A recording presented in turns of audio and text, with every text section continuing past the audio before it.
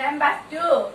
It is made of lipids and proteins. Number 3. It gives shape. Number 4. It gives shape. It maintains the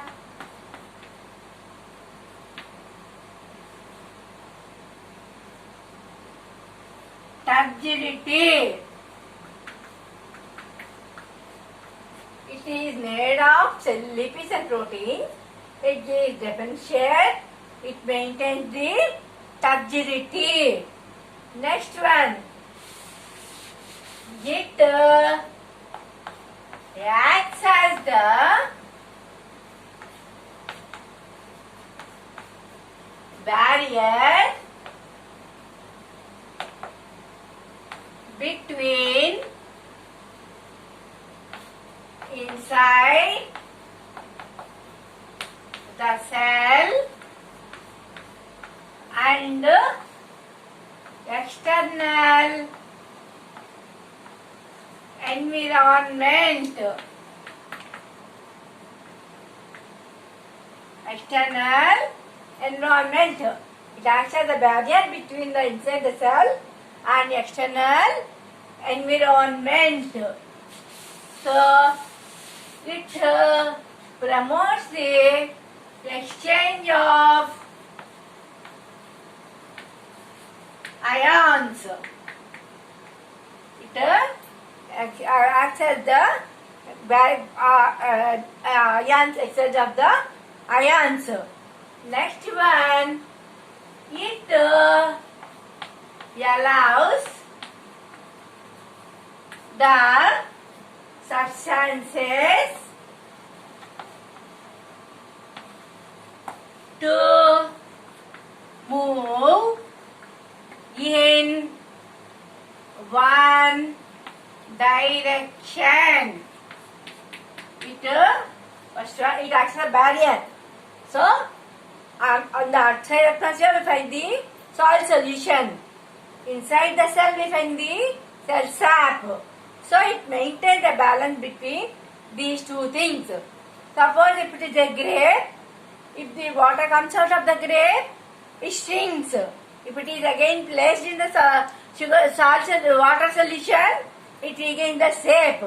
So also, this membrane maintains the balance between the cell and the external environment. So, it allows the ions to flow only in one direction. So, it allows only one type of substances. It allows only some of the substances. Some of the substances. So it is called as the selectively permeable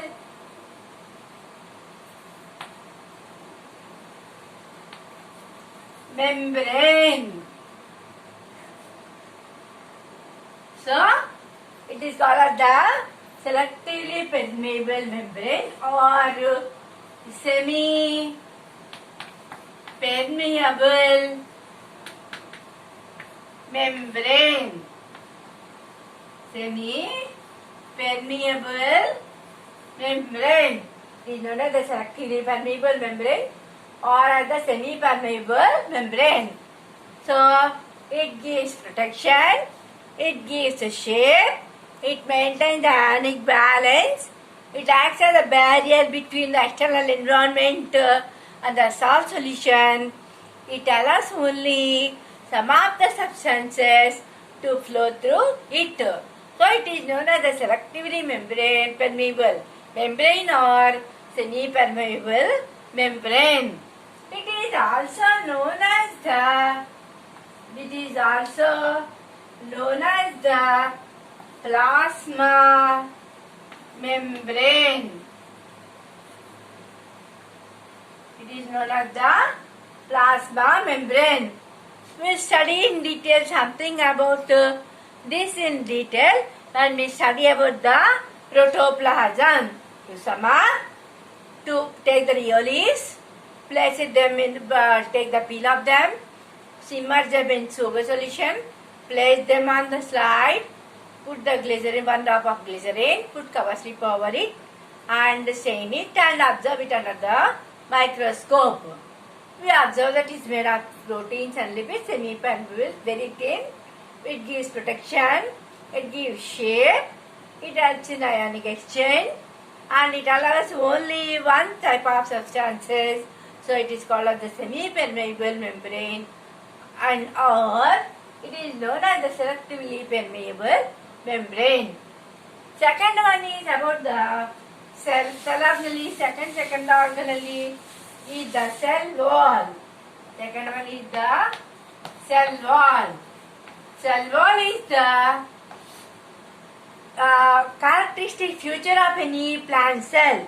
The cell wall is absent in animal cell. Cell wall is present only in the plant cells. So, it is made of cellulose. It is made of cellulose. It is made of cellulose. So, it is the characteristic feature of the plant cell. So, this cellulose, it acts as a water screen and does not allow the water to come out of the cell. If water comes out, suppose if during the diarrhea or any of the substance, what happens? Water comes out of our body and we become shrunken. So also there is danger for the cells when water comes out from the cell. So this prevents this loss of water from the cell, and it gives a definite shape. It helps in protection, and it also helps in exchange of the things between the plant and the outer atmosphere. Plant, and it is made of cellulose and it is resin. And number 3, it gives protection. It gives protection. Number 4, it helps the ionic balance. It helps the ionic balance. So these are functions in brief about the cell wall. Cell wall is made of cellulose. It is rigid. It gives the protection. It helps in the ionic balance. See the characteristic feature of a plant cell. So next cell organelle is nucleus.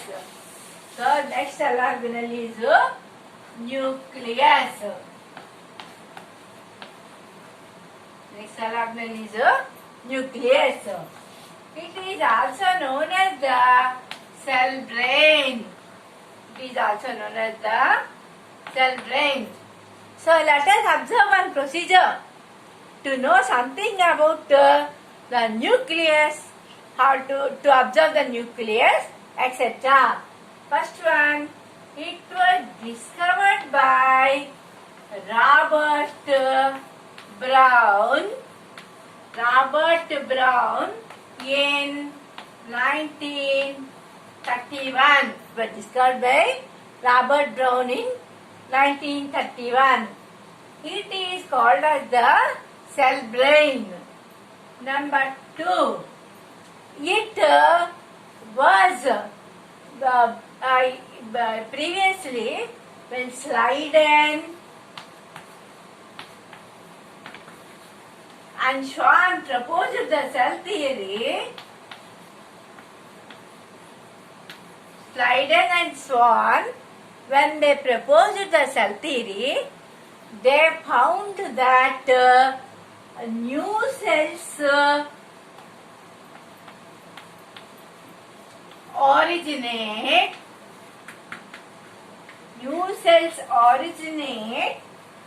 from nucleus. New cells originate from nucleus. So they named it as the cytoblast. They named it as the cytoblast. It is called a cell brain. Robert Brown discovered it in 1931.